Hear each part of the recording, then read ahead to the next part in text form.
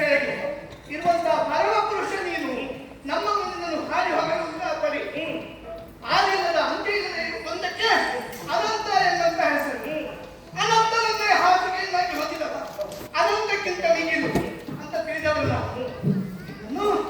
ಇಷ್ಟು ಎತ್ತರದಲ್ಲಿಟ್ಟು ನಾವು ಪೂಜಿಸಿದ ಫಲವಾಗಿಯೇ ಮಗಳಾದಂತಹ ಭಾರ್ಗವಿ ನಿನ್ನ ಭಕ್ತಿ ಬಂದಂತ ನೀನು ಅದೇನಾಗಿ ಬಂದಂತ ನೀನು ವಿಷ್ಣುವಾಗಿ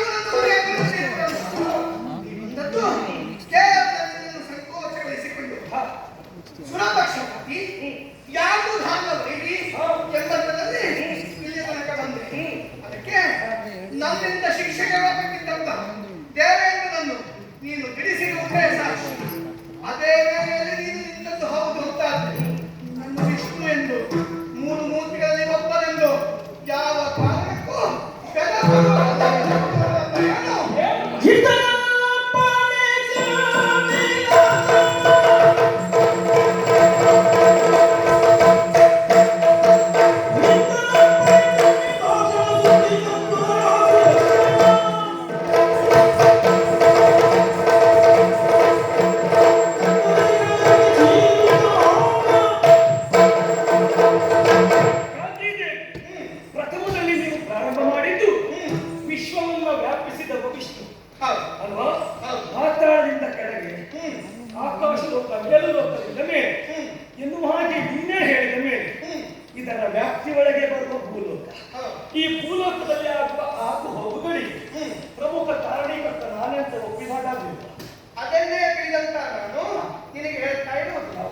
ಎಲ್ಲವನ್ನು ಸರಿಯಾಗಿ ನೋಡಬೇಕು.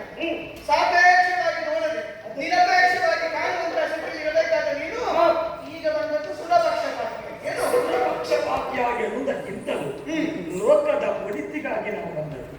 ಸುರೇಂದ್ರನ ಪಕ್ಷೀಯವಾಗಿ ಭಾವಿಸಿಕೊಳ್ಳಬೇಡ. ಲೋಕದಲ್ಲಿ ಸೃಷ್ಟಿ ಸ್ಥಿತಿ ಲಯಗಳು ಸಮತೋಲನವನ್ನು ಕಂಡುಕೊಳ್ಳಬೇಕು.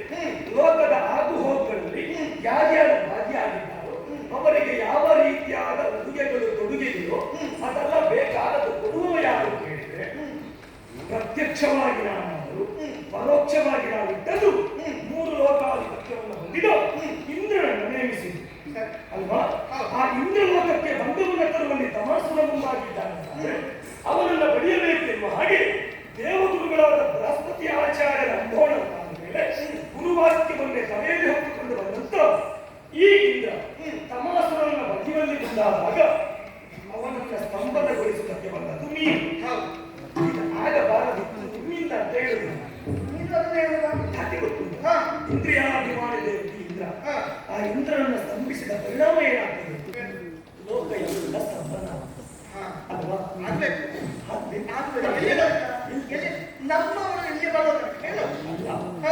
ನಿನ್ನವರು ಇಲ್ಲಿಗೆ ಬರುವ ತನಕ ಲೋಕದಲ್ಲಿ ಎಲ್ಲವೂ ಸ್ತಂಭೀಭೂತ ಆದರೆ ಸ್ತಂಭನಕ್ಕೆ ಒಳಗಾದ ಎಲ್ಲವನ್ನ ಬಿಡಿಸಿ ಜೀವರಾಶಿಗಳು ಚೇತನ ಸ್ವರೂಪದಿಂದ ಕುಣಿದಾಡುವ ಹಾಗೆ ಮಾಡುವುದಕ್ಕೆ ನಿನ್ನ ಪತಿವ್ರತ ಧರ್ಮಕ್ಕೆ ಉಂಟ ಶಕ್ತಿ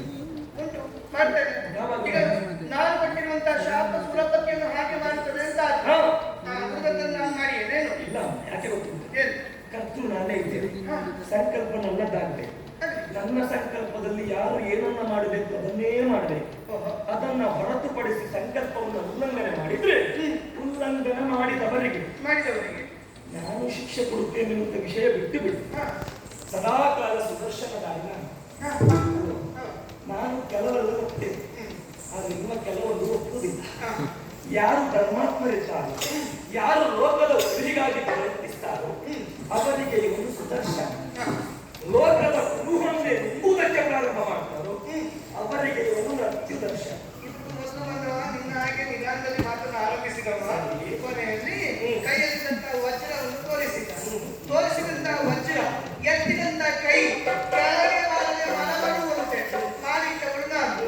ಈಗ ಬಂದಂತ ನೀನು ಅಷ್ಟೇ ಬೇಕಾದ್ರೆ ಕುಡುಕಾಯಿ ನಿನಗೆ ಬೇಕಾದ್ರೆ ಒಳಮನೆಯಲ್ಲಿ ಜಾಗ ಮಾಡಿಕೊಡ್ತೆ. ನಮ್ಮವರು ಭಗವದ್ಗೀತ ಅತಿಕ್ರಮಣಕ್ಕೆ ಮುಂದಾದ್ರೆ ನೀನಲ್ಲ, ನಿನ್ನ ಸುದರ್ಶನಕ್ಕೆ ನನ್ನ ಮನೆಯ ಸಂತೆಯಲ್ಲಿ ಎಷ್ಟು ಬೆಲೆ ಬರ್ತದೆ. ಬೆಲೆ ಕಟ್ಟಿದಾಗ ಆದಿತ್ತ ನೀನು ಖಂಡಿತ